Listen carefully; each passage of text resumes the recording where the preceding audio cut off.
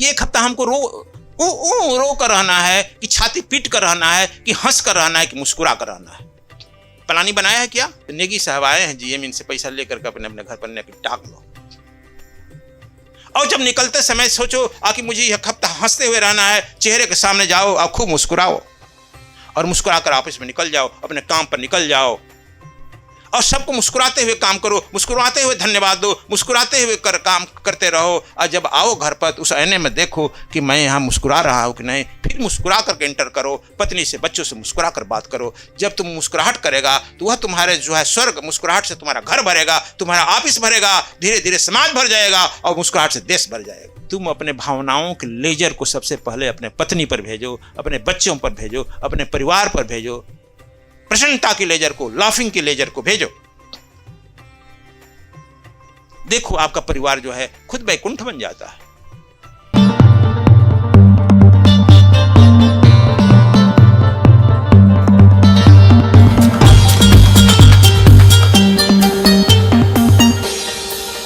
रहो, लेकिन हर हफ्ते में जब संडे को आता है तो संडे को प्लानिंग बनाओ कि एक हफ्ता हमको कैसे रहना है।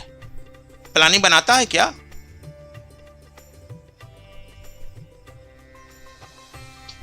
कि एक हफ्ता हमको रो कर रहना है, कि छाती पीट कर रहना है, कि हंस कर रहना है, कि मुस्कुरा कर रहना है।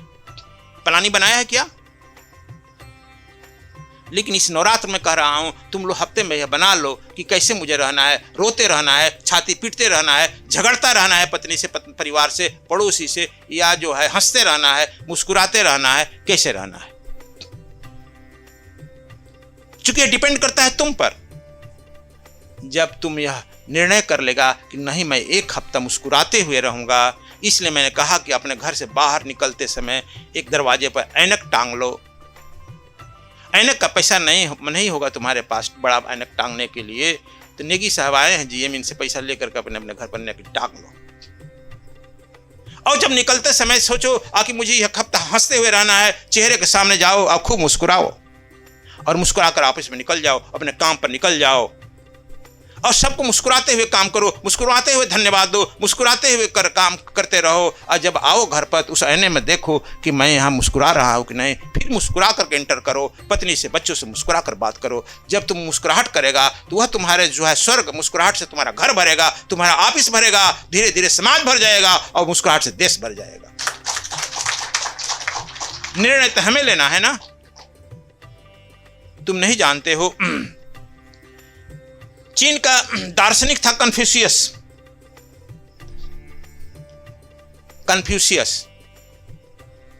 वह दार्शनिक कन्फ्यूशियस कहता था कि मुझे अपने शिष्यों से प्रातः ही हो गया है बच्चा, तो हाँ आप आ गए हो हमारे नजदीक, तो हाँ अभी निर्णय कर लो पूरा दिन कैसे रहना है। कहा गुरुजी, अब जहां हम लोग जाते हैं उसके अनुसार ना बदल जाता है, कोई बोलता है तो हम दुखी हो जाते हैं, तो कैसे वहां खुश रहें। कहा कि नहीं, निर्णय कर लो। खुशी रहने वाले को कोई दुखी नहीं पहुंचा सकता है, और दुख रहने वाले को कोई खुश नहीं कर सकता है। इसलिए ये तुम मुस्कुराने लगेगा, देखना तुम्हारे घर में जो है कहां किस स्वर की बात कर रहा है, किस वैकुंठ की बात कर रहा है।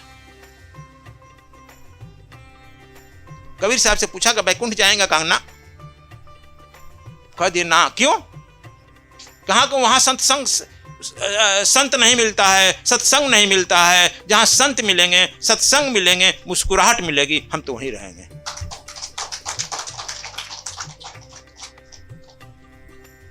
तू लोग हरदम गंभीर बने रहता है, ऑफिस के साहब लोग और गंभीर बने रहता है, पत्थर के मूर्ति बन जाता है ना जी। देखो नेहरू जी की सब लोग जो आलोचना करते हैं, नेहरू जी को एक गॉड गिफ्ट था, हरदम मुस्कुराहट रहते थे। नेहरू जी का नाम सुना है तुम लोग? उनके चेहरे पर मुस्कुराहट रहता था हरदम, इसलिए उनके सामने जो हो टिक नहीं पाया कोई, कभी गंभीर नहीं रहे।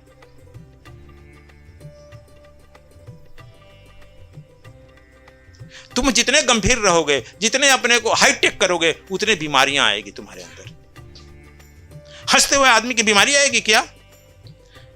बाद में कन्फ्यूशियस ने 3 शिष्य तैयार किया, यहीं से बात खत्म करेंगे। 3 शिष्य तैयार किया। कहा गुरुजी आदेश, कहा कि तुम दोनों मेरा आदेश मानेगा? बस बहुत जीवन अपने मन से जिए हैं, यह जीवन आपके मन से जीना चाहते हैं।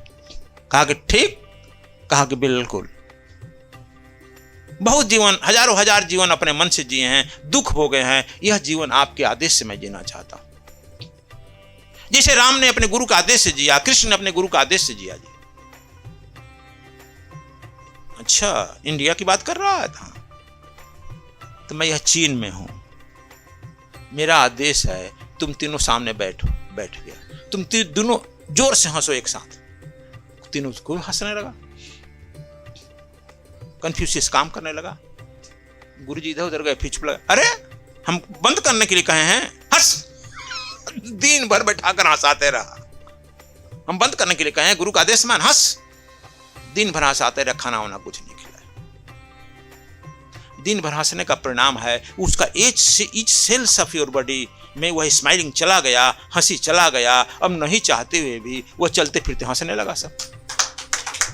कहा कि तुम्हारा भजन यही है, प्रचार यही है। लोग इतने टेंशन में आ गए हैं, आत्महत्या कर रहे हैं, इतने लोग जो हैं तनाव में आ गए हैं, आने वाला समय में और आ गए हैं। तुम लोग का प्रचार यही है, साधना यही है, गुरु भक्ति यही है, दक्षिणा यही है। तुम तीनों जहां जाओ खूब हंसो। जब लोग आएंगे तुम्हारे इर्द गिर्द तो हंसने लगेंगे, रोएंगे, आएंगे हंसने लगेंगे। जब भीड़ इकट्ठी हो जाएगी तो तुम वहां से कले से खसक जाओ, निकल जाओ।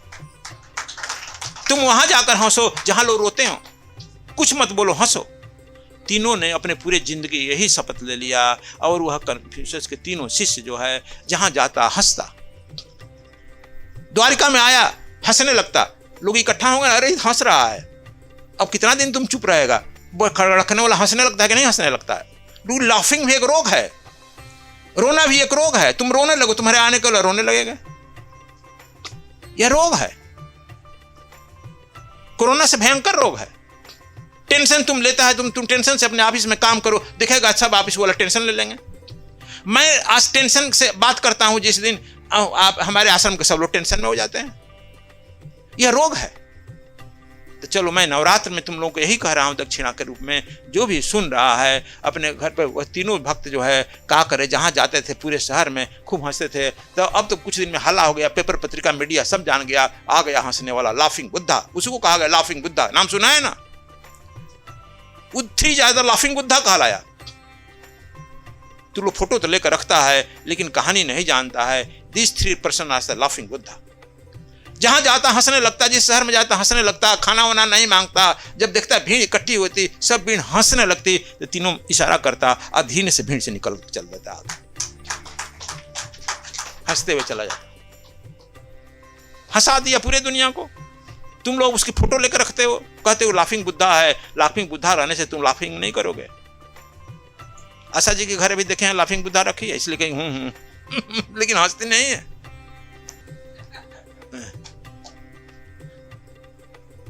रेकी में लोग बताते हैं लाफिंग बुद्धा रखो। अरे लाफिंग बुद्धा रहने से तू लाफिंग होगा क्या? तुम खुद लाफिंग बुद्धा बनो ना भाई। मैं तुझे आज निमंत्रण दे रहा हूं, तुम लाफिंग बुद्धा बनो। जब एक मरने लगा तो कहा कि अच्छा एक मर रहा है, तब देखते हैं रोता है कि नहीं रोता है। जब मरने की एक को मर रहा था तो कहा कि 2 को एक चिट्ठी लिख करके दे दिया, शरीर छोड़ दिया। चिट्ठी पढ़ा तो लिखा था कि मेरा वस्त्र मत बदलना, मुझे नहवाना मत, स्नान मत कर। वस्त्र बदला जाता है ना, मजल कफन। मेरा वस्त्र मत बदलना, स्नान मत कराना, मेरी लाश को ज्यों का त्यों ले जा करके श्मशान घाट पर अग्नि संस्कार करना। लिख गया था अपना विल। अब क्या करें लोग। चीन के बहुत लोग आए देखने के लिए कि अब तक मरा है, दूसरा 2 रोता होगा, रोने देखने के लिए आया, लेकिन दोनों ठठाकर हंस रहा। अरे तू अपने पहले चला गया हम लोग छोड़कर, अरे हम लोग को साथ ले चलता है यार। खूब हंस रहा है, यही कह रहा है, अरे इतनी जल्दी क्या थे यार तुमको जाने की, साथ साथ गुरु दक्षिणा लिए साथ साथ चल रहे हैं यार। दोनों हंस रहा है। कहा कि तो बड़ा अभी भी हंस रहा है। अब लोग हंसते हुए शमशान घाट पर कहा कि इसे स्नान तो कराओ कि नहीं, देखो लिखा है अपना विल ने। ले जाकर के ज्यों ही श्मशान घाट पर रखे, मुखाग्नि में लगाएंगे ना, अग्नि लगाए तो लगाए, तब देखते हैं कि उसके सबसे डेड बॉडी से छुरछुरी निकलने लगा, पटाखा निकलने लगा। सब लोग खूब जोर से हंसने लगा श्मशान घाट पर। कहा कि देखो अंत में जाते जाते हंसाने का मौका दिया, इसलिए कहा कपड़ा मत बदलो। मरने के पहले जान गया था, अपने पॉकेट में छुरछुरी रख दिया था, पटाखा रख दिया था। सब जो आतिशबाजी करते हो ना तुम लोग, वो सब अपने वस्त्र में जगह जगह छिपा लिया था। तो आग जैसे जैसे बढ़ेगी वैसे वैसे छुरी छूटेगी कि नहीं छूटेगी, पटाखा छूटेगा नहीं छूटेगा। अब पटाखा छूटने लगा, सब भागे दूर दूर और फिर हंसने लगे। कहा कि यार वे दोनों उसके महात्मा थे, कहे कि यार जाते जाते मजा आ गया तुम्हारे साथ। देखो हम भी वही कहते हैं कि तुम लोग भी रहते रहते मजा आ जाए जिंदगी में तो कितना मजा आ जाएगा। तुम लोग हंसते रहेगा, हमारे यहाँ आएगा तो हम भी हंसने लगेंगे। अब तुम रोते हुए आता है, गुरुजी का है बच्चा माई पितनी मार दिया है। अब गुरुजी क्या करे भैया, अरे गुरुजी आपको चिंता नहीं हो रहा, जरा कुछ उपाय तो बताइए। उपाय यही बता रहे हैं बच्चा कि हंसते रहो, लाफिंग बुद्धा बनो। देखो हंसते हुए आदमी को एक बात समझ लेना, हंसते हुए आदमी से कोई क्राइम कहो तो उसे क्राइम नहीं हो सकता है, वो बलात्कारी नहीं हो सकता है, चोर नहीं हो सकता है, पॉकेटमार नहीं हो सकता है। जितने गंभीर रहेगा उतने ही कुकर्म करेगा। हंसता हुआ आदमी कोई क्राइम नहीं कर सकता है, मुस्कुराता हुआ आदमी क्राइम नहीं कर सकता है। ये आजमा लो, चलो नवरात्र से लेकर के 1-2 महीना तक आजमा लो।